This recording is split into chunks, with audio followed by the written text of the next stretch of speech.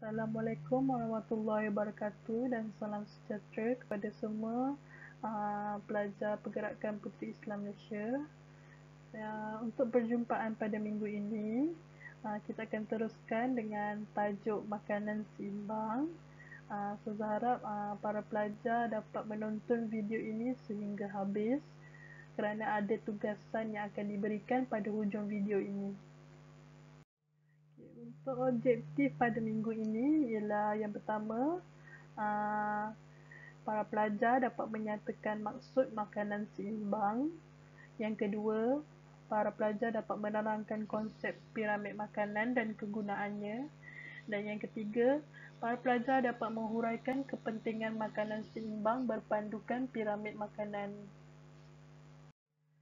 Kita masuk kepada pengenalan makanan seimbang. Manusia memerlukan makanan dan vitamin untuk pembesaran dan menjaga kesihatan. Makanan yang dimakan juga bertujuan untuk membekalkan tenaga dan membina tisu di dalam badan, serta tubuh seseorang memerlukan pelbagai jenis nutrien seperti protein, karbohidrat, lemak, vitamin dan garam mineral. Kita teruskan dengan apakah yang dimaksudkan dengan makanan seimbang? Maksud makanan seimbang ialah pengambilan makanan yang cukup untuk keperluan dalam tubuh badan kita. Pengambilan makanan seimbang mestilah mengandungi semua nutrien yang terdapat dalam piramid makanan. Seterusnya kita akan masuk kepada piramid makanan. Ustazah akan menunjukkan gambar piramid makanan.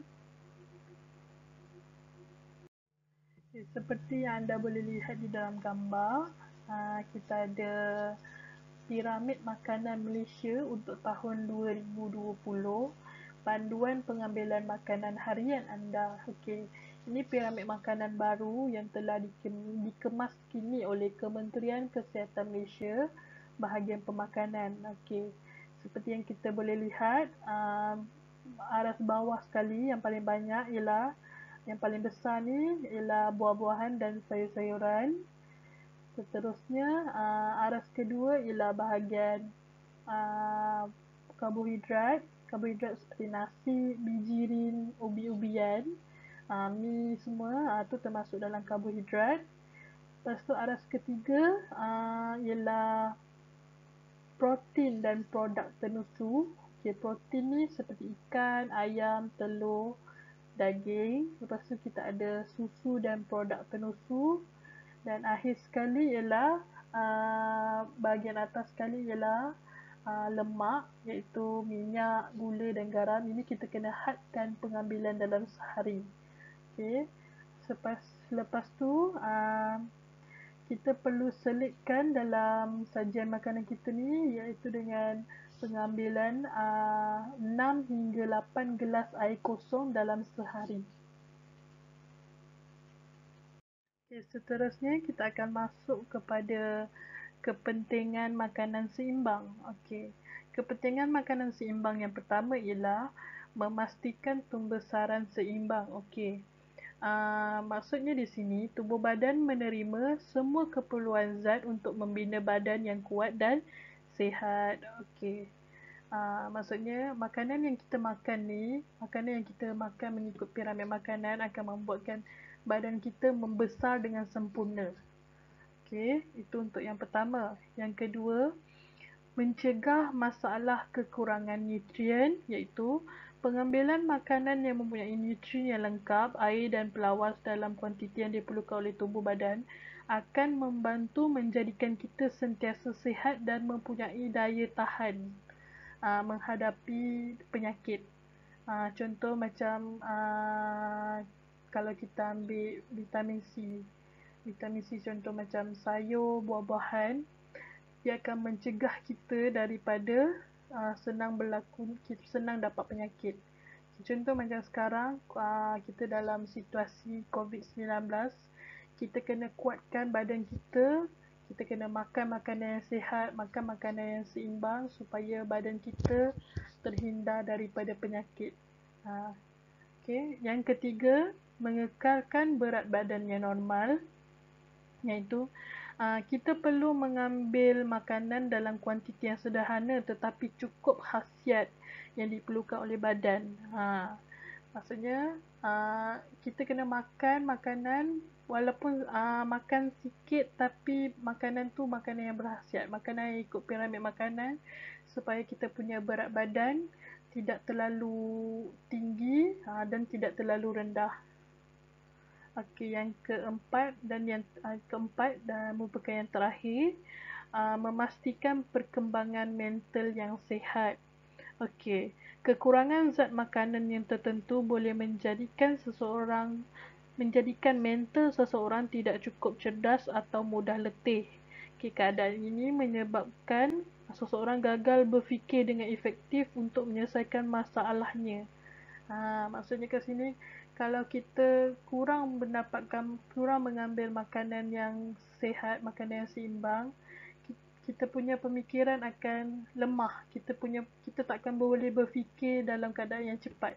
Kita takkan boleh berfikir dalam keadaan yang segera.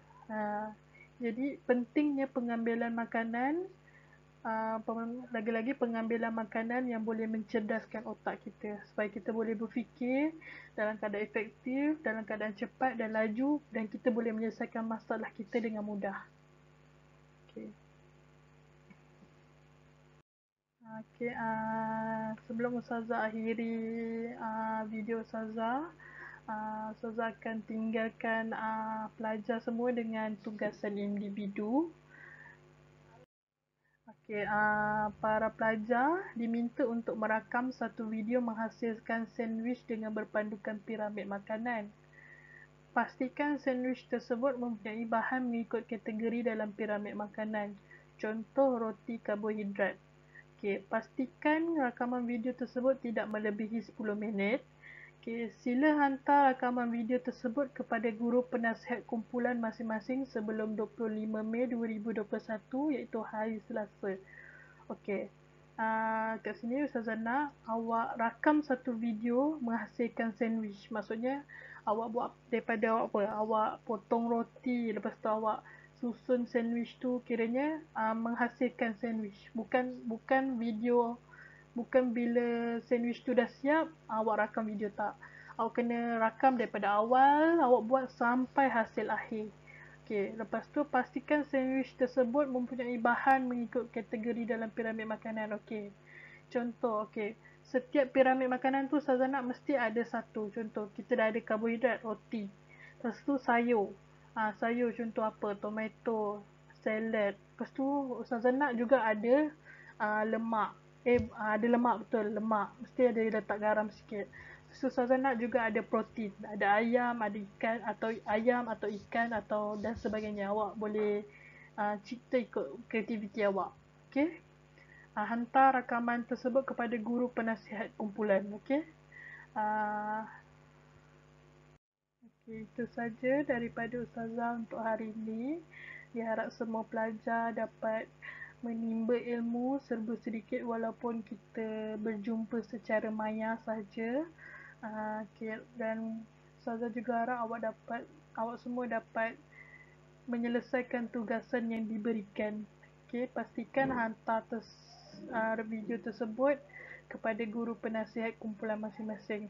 Itu saja daripada Ustazah. Sekian, terima kasih.